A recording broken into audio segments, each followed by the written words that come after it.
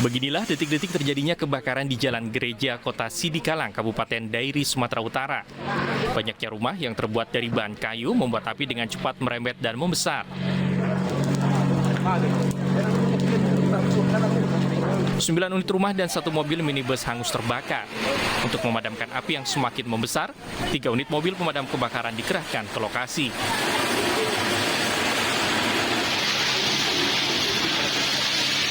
Agar tidak merembet, 2 rumah terpaksa dirusak menggunakan alat berat.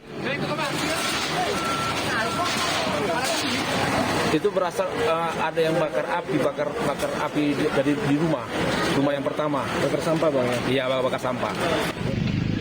Tidak ada korban jiwa dalam peristiwa ini, namun kerugian mencapai miliaran rupiah. Untuk menyelidiki penyebab pasti kebakaran, garis polisi pun dipasang oleh petugas.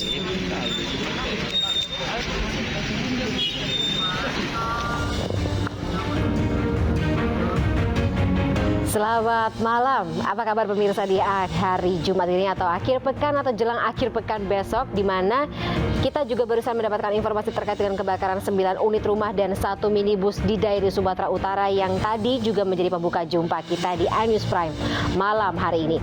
Kami nanti juga akan menyampaikan perkembangan terkini kasus Roy Suryo yang ditahan di Polda Metro Jaya usai menjalani pemeriksaan sebagai tersangka. Bersama saya Fani Imaniar, Anda menyaksikan iNews Prime selengkapnya.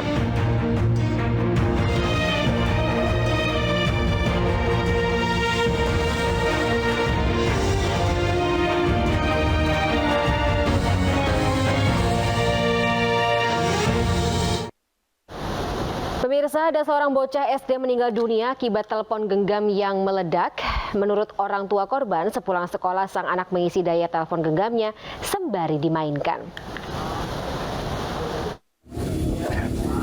Pas ningali itu. Tetangga dan kerabat berdatangan untuk mengucapkan bela sungkawa atas meninggalnya Iqmal Hamdan Maulida, bocah berusia 9 tahun yang ditemukan tewas di rumahnya di Dusun Bojong Jaya, Desa Kiara Payung, Kecamatan Rancah, Ciamis, Jawa Barat. Anak pasangan Dayat dan Rinawati ini ditemukan meninggal dunia dengan luka bakar di bagian dada yang diduga akibat ponsel korban meledak. Kejadian naas tersebut terjadi setelah sang anak pulang dari sekolah. Korban mengisi daya baterai ponsel miliknya sembari dimainkan. Sepulang dari warung, ibu korban memanggil anaknya, namun tidak ada jawaban. Tidak menaruh curiga, sang ibu mengira anaknya tertidur. Namun saat membalikan tubuh anaknya, Rinawati histeris menemukan Iqmal Hamdan sudah tidak bernyawa dengan luka bakar pada bagian dada dan ponsel korban yang berantakan. Waktu kejadian anak ada 2 di rumah, yang satu dia keluar minta tolong, tapi ya itulah namanya juga anak-anak. Atas kejadian tersebut, aparat desa Kiara Payung mengimbau kepada masyarakatnya untuk berhati-hati saat menggunakan ponsel.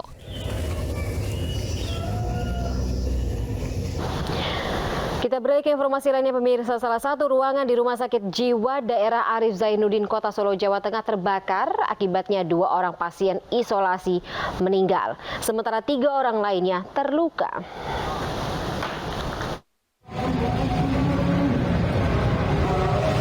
Kebakaran melanda Rumah Sakit Jiwa Daerah Arif Zainuddin, Kota Solo, Jawa Tengah. Ruang yang terbakar merupakan ruangan Punta Dewa, tempat perawatan pasien psikiatri akut yang baru datang ke UGD. Saat terbakar, ruangan berisi 18 pasien. Akibat kebakaran tersebut, 2 pasien meninggal karena terjebak kobaran api, sementara 3 orang lainnya terluka. Keluarga, ini ada yang meninggal 2 orang. Satu inisial JA, usia 30 tahun ini pasien orang terlantar, PGOT. Jadi dari Dinas Sosial Karanganyar. JN, usia 33 tahun, ini berasal dari Blora. Saat kebakaran terjadi, 7 pasien sedang dalam pengikatan karena kondisi gaduh gelisah. Polisi tengah mengusut penyebab pasti kebakaran.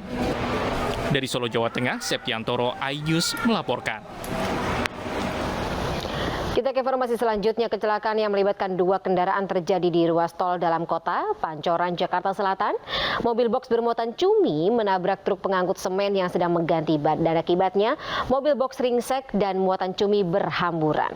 Sementara di Situ Bondo, ribuan ekor udang berhamburan lantaran truk pengangkut udang terbalik.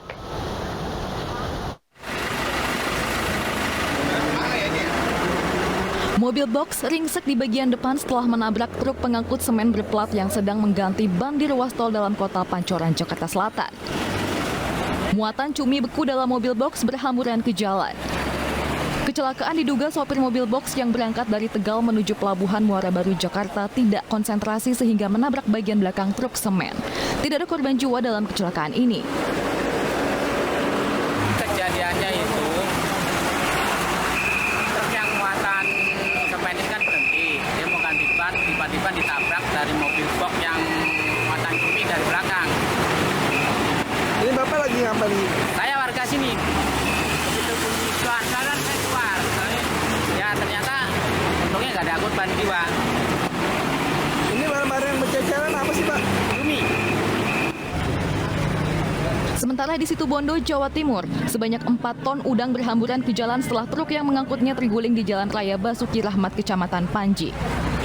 Kecelakaan terjadi akibat as roda belakang truk patah sehingga oleng lalu terguling. Truk berhasil dievakuasi dengan mobil derek Polres Situbondo. Nyalip itu, di sampingnya, pas di sampingnya itu rodanya lepas. Untungnya ya yang bawa motor itu kan sempat ke pinggir, nutup loncat orangnya, bilangnya motornya ditinggal. Sempat kena sepeda motor ya Pak tadi Pak? Iya, kan itu barang pas nyalip itu lepas rodanya, cuman motor itu di belakangnya. Terus muatan langsung tumpah ini ya Pak ya? Iya. Kejadian ini sempat membuat arus lalu lintas macet sehingga polisi memberlakukan buka tutup arus lalu lintas. Tidak ada korban jiwa dalam kecelakaan tunggal ini.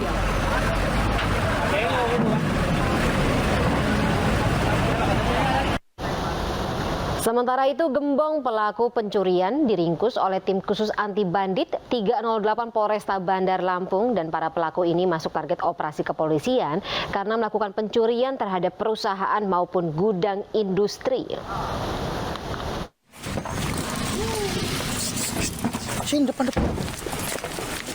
Tim khusus anti bandit 308 Polresta Bandar Lampung ini menggerebek rumah gembong pelaku pencurian di Desa Negeri Jemanten, Kecamatan Margas Kampung, Lampung Timur, Lampung.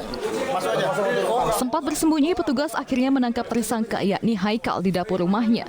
Petugas kemudian menggelandang tersangka ke Mapolresta Bandar Lampung. Tersangka bersama 4 orang rekannya masuk dalam target operasi penangkapan. Pelaku yang merupakan pelaku lintas provinsi, mereka menunjuk, memetakan, dan menyasar terhadap perusahaan, PT, kantor yang menyimpan uang dalam berangkas dan barang-barang berharga yang mendukung kegiatan kantor tersebut. Polisi juga menyita barang bukti berupa uang tunai sebesar 10 juta rupiah, 4 unit laptop, 2 telepon genggam, peralatan untuk mencuri, serta 1 unit mobil yang digunakan saat beraksi.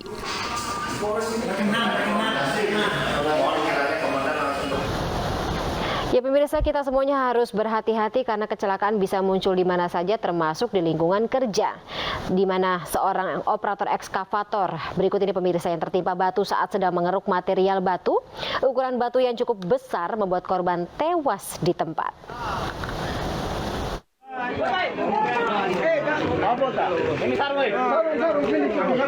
Warga desa Wokurumba, Kecamatan Wokurumba Selatan, Kabupaten Muna, Sulawesi Tenggara membantu evakuasi seorang operator ekskavator yang tewas tertimpa reruntuhan batu. Kejadian ini berawal saat korban mengambil material dan tiba-tiba batu besar jatuh tepat di atas ekskavator. Ukuran batu yang cukup besar membuat atap alat berat itu langsung ringsek sehingga korban pun terjepit di dalamnya. Warga sekitar sempat berupaya menolong korban, namun nahas nyawa korban tidak dapat terselamatkan. Dia sudah meninggal kemarin. Langsung pihak keluarga juga pada saat itu juga disampaikan, langsung datang dan dievakuasi langsung. Sementara kasus ini masih dalam proses penyelidikan pihak kepolisian. Guna kepentingan penyelidikan, lokasi kejadian pun dipasang garis polisi. Kita beralih ke informasi selanjutnya. Mantan Menteri Pemuda dan Olahraga atau Menpora ditahan Polda Metro Jaya terkait kasus meme stupa Candi Borobudur. Penahanan Roy Suryo ini setelah dipastikan kondisinya benar-benar sehat. Tersangka kasus penistaan agama Roy Suryo kembali diperiksa penyidik Polda Metro Jaya sejak siang tadi. Selain dimintai keterangan sebagai tersangka, Roy Suryo juga diperiksa kesehatannya. Roy Suryo dinyatakan sebagai tersangka kasus dugaan penistaan agama karena mengunggah meme stupa Candi Borobudur yang mirip dengan Presiden Joko Widodo.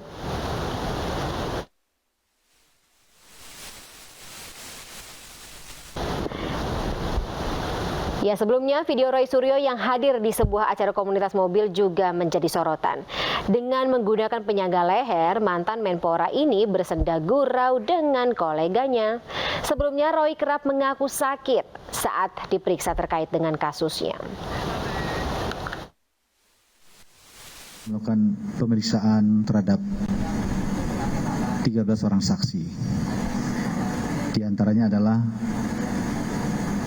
saksi ahli bahasa, saksi ahli agama,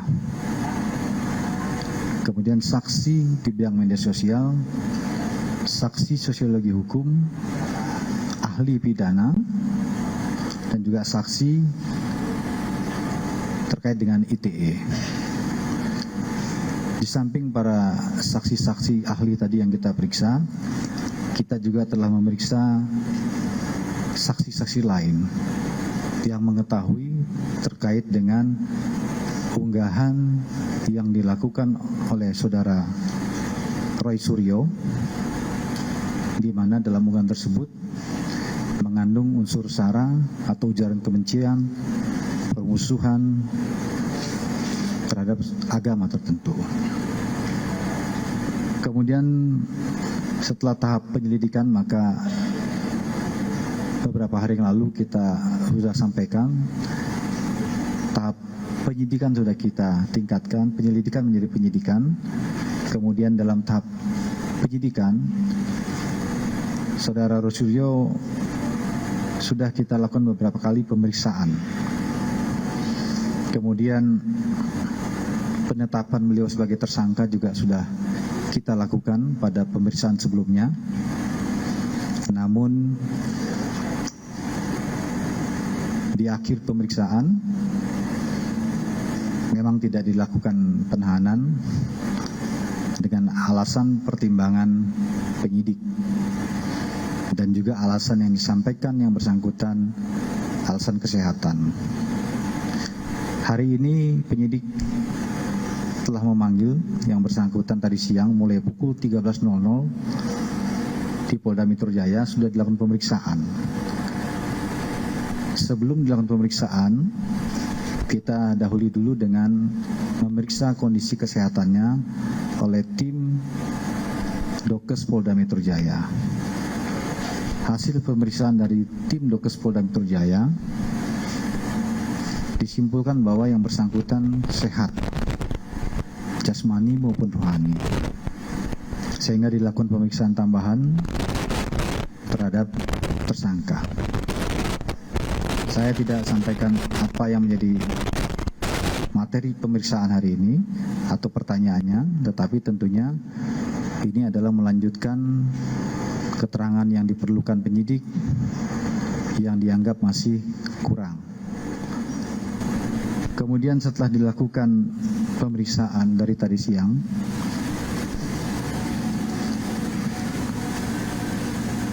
maka penyidik memutuskan mulai malam hari ini terhadap saudara Roy Suryo Noto Diprojo, laki-laki usia 52 tahun, sebagai tersangka dalam kasus ujaran kebencian ini. Mulai malam ini dilakukan penahanan. Ya, untuk mengetahui apa saja perkembangan pasca Roy Suryo ditahan oleh kepolisian, kita bergabung bersama rekan Lisa Oktaviani di Polda Metro Jaya. Lisa, selamat malam. Apa saja tindak atau proses hukum yang akan berlaku atas Roy Suryo dalam 21 hari ke depan?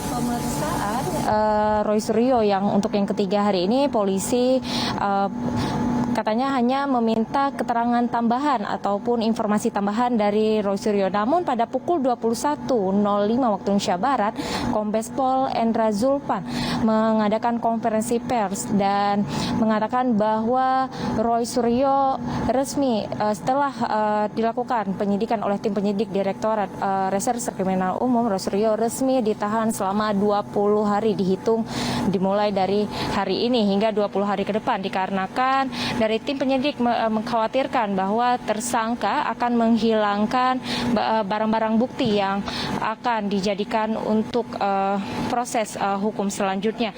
Dan tim penyidik pun juga telah memeriksa 13 saksi ahli, salah satunya saksi ahli agama, ahli ITE, dan ahli bahasa terkait kasus yang tengah menimpa Roy Suryo, yaitu ujaran kebencian dan juga penistaan agama.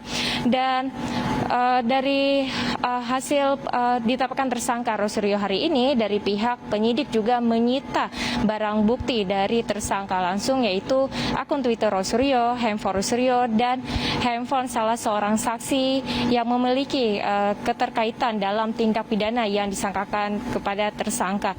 Dan dalam kasus ini Roy Suryo juga diancam dengan pasal 28 ayat 2 tentang ITE, yang dimana Roy Suryo akan diancam dengan 5 tahun penjara dan juga denda 1 miliar. Fani. Baik, terima kasih Lisa melaporkan langsung dari Polda Metro Jaya. Selamat kembali bertugas.